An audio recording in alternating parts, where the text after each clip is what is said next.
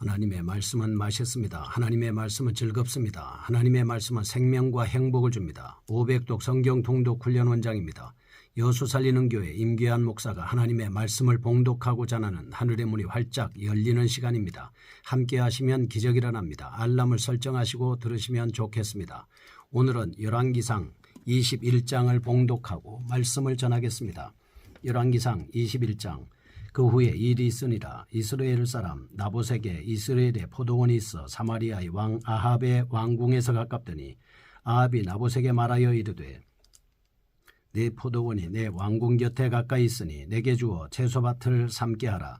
내가 그 대신에 그보다 더 아름다운 포도원을 내게 줄 것이요 만일 내가 좋게 여기면 그 값을 돈으로 내게 주리라.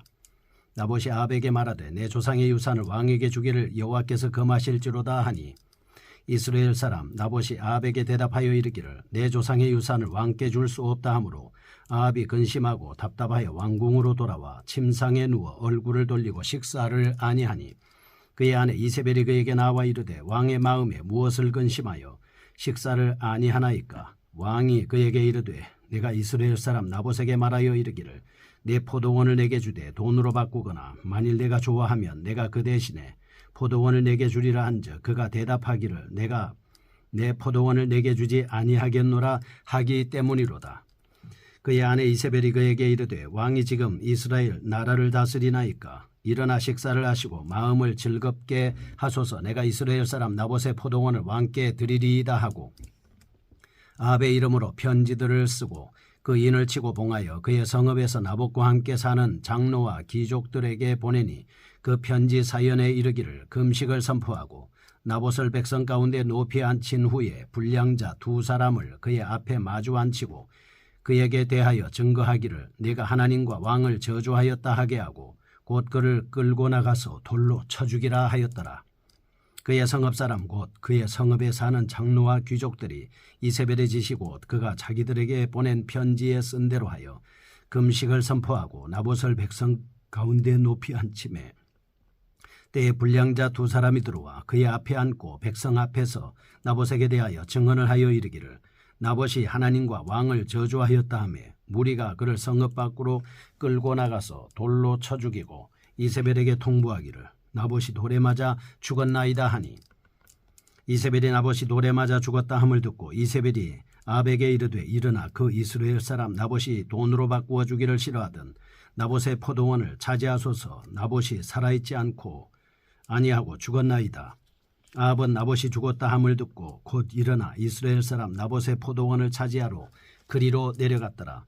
여호와의 말씀이 니셉 사람 엘리야에게 임하여 이르시되 너는 일어나 내려가서 사마리아에 있는 이스라엘의 아합 왕을 만나라. 그가 나봇의 포도원을 차지하러 그리로 내려갔나니 너는 그에게 말하여 이르기를 여호와의 말씀이 내가 죽이고 또 빼앗았느냐 하고 하셨다 하고 또 그에게 이르기를 여호와의 말씀이 개들이 나봇의 피를 핥은 곳에서 개들이 내 피고 내 몸의 피도 핥으리라 하였다 하라. 아합이 엘리야에게 이르되 내 대적자여 네가 나를 찾았느냐. 대답하되 내가 찾았노라. 내가 내 자신을 팔아 여호와 보시기에 악을 행하였으므로 여호와의 말씀이 내가 재앙을 내게 내려 너를 쓸어버리되 내게 속한 남자는 이스라엘 가운데 매인자나 노인자를 다 멸할 것이요 또 내 집이 느밧의 아들 여로보암의 집처럼 되게 하고 아히야의 아들 바하사의 집처럼 되게 하리니 이는 내가 나를 노하게 하고 이스라엘이 범죄하게 한 까닭이니라 하셨고 이세벨에게 대하여도 여호와께서 말씀하여 이르시되 개들이 이스라엘 성읍 곁에서 이세벨을 먹을지라. 아합에게 속한 자로서 성읍에서 죽은 자는 개들이 먹고 들에서 죽은 자는 공중의 새가 먹으리라고 하셨느니라 하니 예로부터 아합과 같이 그 자신을 팔아 여호와 앞에서 악을 행한 자가 없으면 그를 그의 아내 이세벨이 충동하였음이라. 그가 여호와께서 이스라엘 자손 앞에서 쫓아내신 아모리 사람의 모든 행함같이 우상에게 복종하여 심히 가증하게 행하였더라. 아합이 이 모든 말씀을 들을 때에 그의 옷을 찢고 굵은 배로 몸을 동이고 금식하고 굵은 배에 누우며 또 풀이 죽어 다니더라. 여호와의 말씀이 니셉 사람 엘리야에게 임하여 이르시되 아합이 내 앞에서 겸비함을 내가 보느냐. 그가 내 앞에서 겸비함으로 내가 재앙을 저의 시대에는 내리지 아니하고 그 아들의 시대에야 그의 집에 재앙을 내리리라 하셨더라. 아멘. 열왕기상 21장입니다. 17장에서 19장에서와 같이 다시 아합 시대의 악함을 주목하고 있습니다. 20장에서 아합의 잘못을 지적한 것은 보수적인 것이었습니다.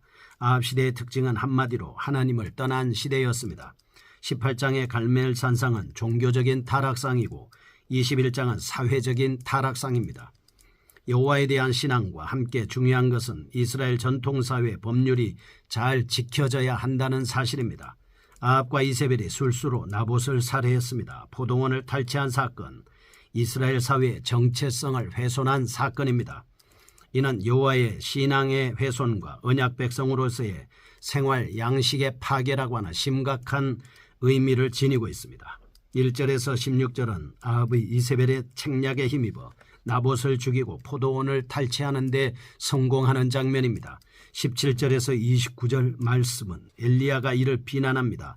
아합이 그 비난하는 소리를 듣고 뉘우치는 장면을 볼 수 있습니다. 우리가 유념해야 할 점은 이스라엘의 토지 개념입니다. 그들에게 토지란 한 개인의 소유만이 아니고 조상 대대 그리고 후손 대대의 소유여야 한다는 신성한 것입니다. 레위기 25장 25절에서 34절 말씀에 보면 그러므로 토지는 한 개인이 마음대로 사고 팔 수 있는 것이 아니었습니다. 모세의 율법이 토지 매매를 언급하며 불가피하게 매매된 토지는 무르거나 반환하도록 규정하고 있음도 같은 이유에서이다 라고 하는 것을 볼 수 있습니다. 왜냐하면 토지의 독과점, 결국 인간에 대한 예속을 낳게 마련이기 때문입니다. 사실 애굽의 노예 생활에서 벗어나 나라를 이룬 이스라엘이 이런 위험을 경계한 것은 너무나도 당연한 것이다 라고 하는 것을 볼 수 있습니다. 그러나 불행하게도 나봇의 포도원 탈취 사건은 그러한 하나님의 말씀이 여지없이 무너지는 오욕의 사건으로 기록되고 있습니다. 이 사건은 토지의 사적 소유 증대에 의한 전제왕권의 강화라는 의도가 내포되어 있습니다. 따라서 율법을 수호해야 할 이스라엘 왕이 율법의 공도를 깔아뭉갠 채 자신의 권력 강화에만 치중한 중대 사건이 아닐 수 없습니다. 현대를 사는 신앙인에게 있어서 종교적인 측면과 사회적 측면의 일관성 통일적 문제는 우리에게 있어서 심각한 과제다라고 하는 것을 알 수 있습니다. 분리된 영역에서 살아가는 우리는 신앙생활 따로 사회생활 따로 하는 식으로 할 수가 있습니다. 그러나 모든 어려움에도 불구하고 신앙은 어떤 삶의 영역에서든지 자신이 하나님을 섬기고 있음을 반드시 보여줘야 된다라고 하는 것을 알 수가 있습니다. 첫 번째로 보겠습니다. 1절에서 16절입니다. 나봇의 포도원을 빼앗은 아합입니다. 20장 30에서 43절 보면 아합은 정책상 과오에서 이제는 대내적인 과오를 언급하고 있습니다. 본문의 아합의 아내 이세벨의 책략에 힘입어 나봇의 포도원을 탈취하는 장면을 볼 수가 있습니다. 1절에서 2절은 아합은 자신의 사적 소유를 늘리려는 욕심으로 나봇의 포도원을 탐냅니다. 그러나 나봇은 권력자의 제안을 그것도 돈까지 지불하겠다는 것을 이런 지하에 거절당하게 됩니다. 3절에서 4절 왜냐하면 여호와의 신앙에 충실했던 나봇으로서는 조상의 유업을 자기 마음대로 거래한다는 것은 있을 수 없는 일이었기 때문입니다. 그러나 이에도 불구하고 아합은 교활한 아내 이세벨의 도움으로 욕심을 채울 수 있게 되었습니다. 5절에서 10절 말씀 이세벨은 나봇이 사형에 해당하는 누명을 씌웁니다. 그래서 죽게 하라는 밀서를 이스라엘 성의 장로와 귀인들에게 보낸 것입니다.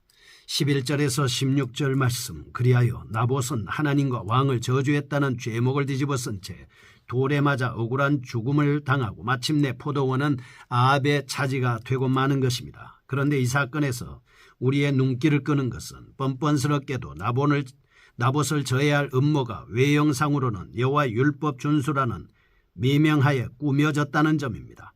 나봇을 하나님과 왕을 저주했다는 죄목으로 고발하게 한 것, 금식 선포, 두 정인의 증언 및 무리가 돌로 쳐 죽이는 사용 방식 등이 모두 그렇습니다. 결국 이 사건은 가장 진실한 여호와 신앙을 여호와의 이름을 빌려 제거해버린 하나님을 모독한 성령 모독죄에 해당하는 사건입니다. 우리는 이 사건을 통해서 본래 형식과 내용이 나란히 갈 때 진정한 가치를 지닌다 하는 것을 알 수 있습니다.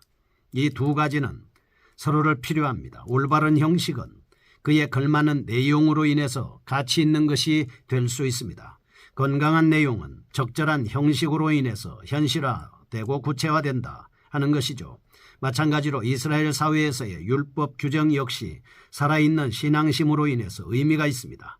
신앙심은 율법의 준수를 통해 그 표현을 얻었습니다. 본문은 신앙심 부재가 율법을 살인의 도구로 전락시킨 경우를 보여주고 있습니다.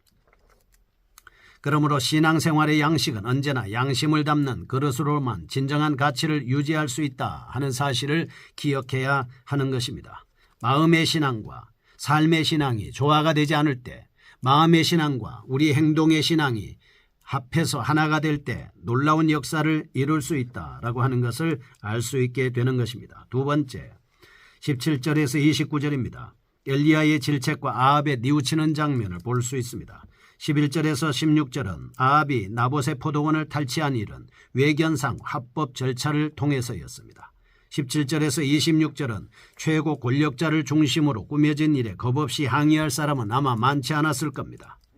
이렇게 웅크린 침묵 속에 이 완전 범죄로 마무리될 즈음에 엘리야에게 하나님의 말씀이 임합니다.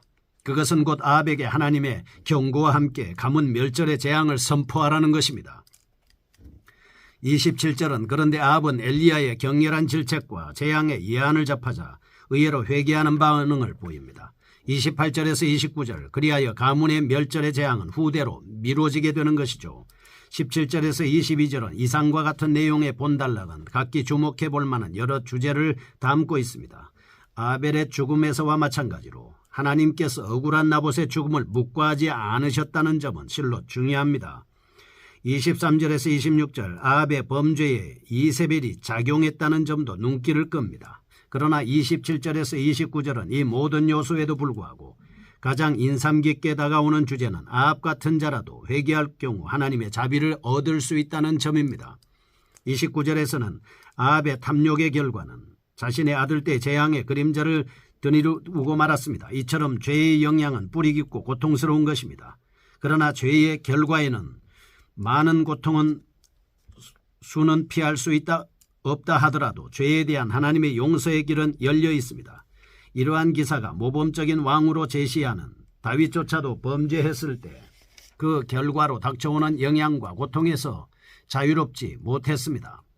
그러나 그의 회개는 죄 자체로부터 해방되는 귀중한 결실을 낳았습니다. 그러한 점에서 분명 하나님은 공의로운 분이시면서 또한 자비로운 분이시다라고 하는 것을 알 수가 있습니다. 베드로는 예수 그리스도를 3번이나 모른다고 부인을 했었습니다.